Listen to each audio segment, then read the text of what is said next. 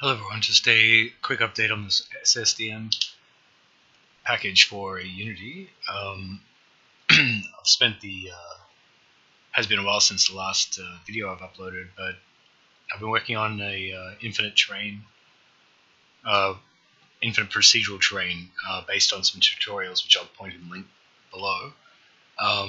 Where I've modified it is that I've used a sparse texture or mega texture for the textures, as opposed to the tutorials which were done on texture arrays. That was just a decision based on the fact that texture arrays were just a little bit too long to load. So mega textures aren't that fast to load either, but it still is considerably faster at the texture sizes I was using. Anyway, here's a quick. The actual shaders are pretty much done now, and I just wanted to show off some of the RD textures that are really just pretty cool.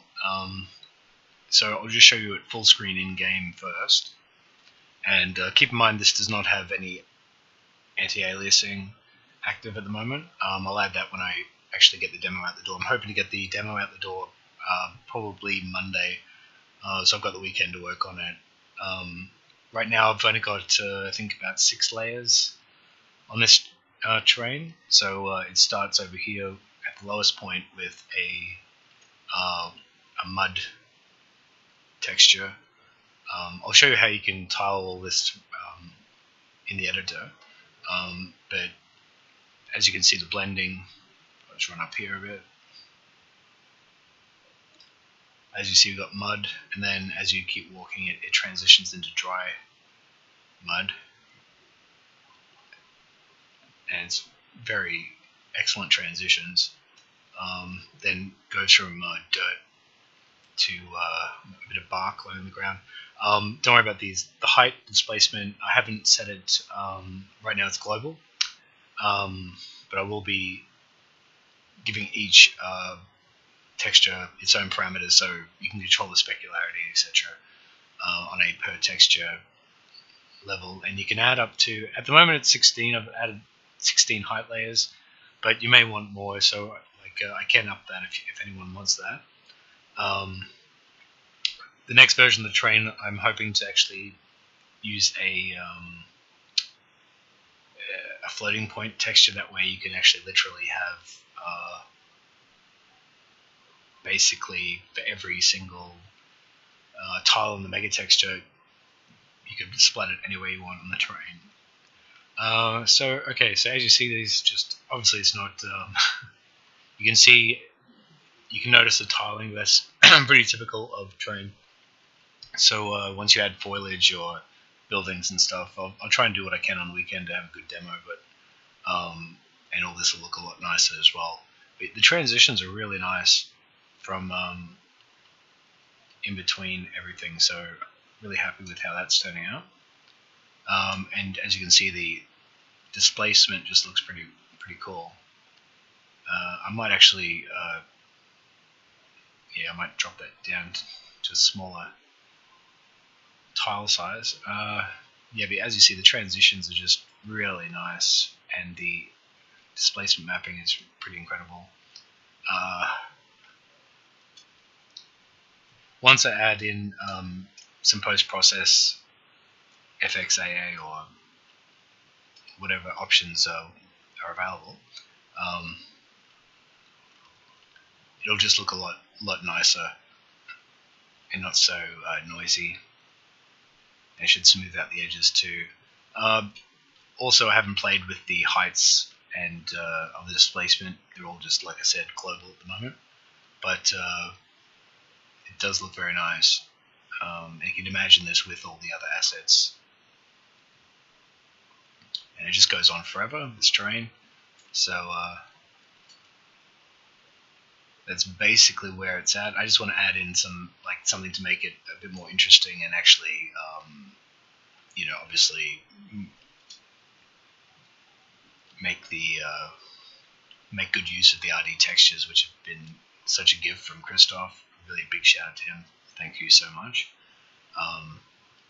They're really wonderful.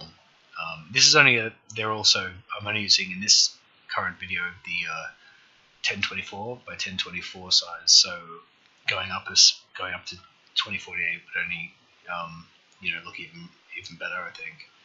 So that's still very good at this resolution. So with that in mind, we'll close that. And in the editor, the only annoying thing so far is that every time Unity loses focus, you pretty much just have to hit the generate if you want to see the actual display mesh. The display mesh is hidden, and runtime it's hidden. But during the editor, you can control. See, these are just. I won't go into too much detail how it works, but I'll show you in action so you can see. In the editor, the quality isn't as good because you've got a smaller window, and with this technique, it really comes down to the larger the screen size, the better the quality, due to each pixel representing a vertex. Okay, so if we have a look here,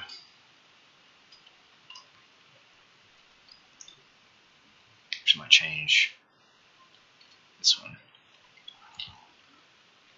Okay, so I'll just change the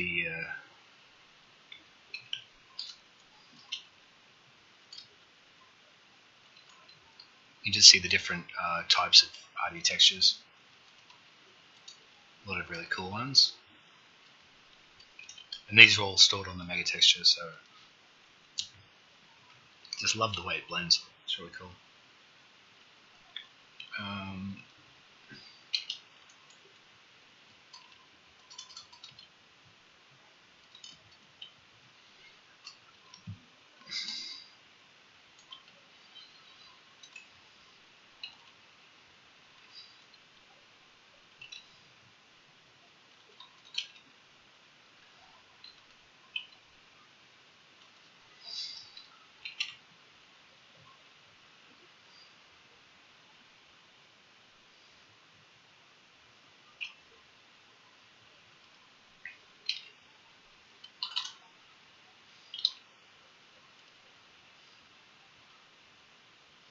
Obviously that's a tree bark. You can see, and yeah, also just keep in mind, once they've got their own displacement values, it'll look a lot nicer too. Some of them, as you would have seen if you look at some of the, where are we here? Around there, that looks really disgusting. But that's only because if you look how it's stretched, just needs to reduce the. I can just show you what that looks like.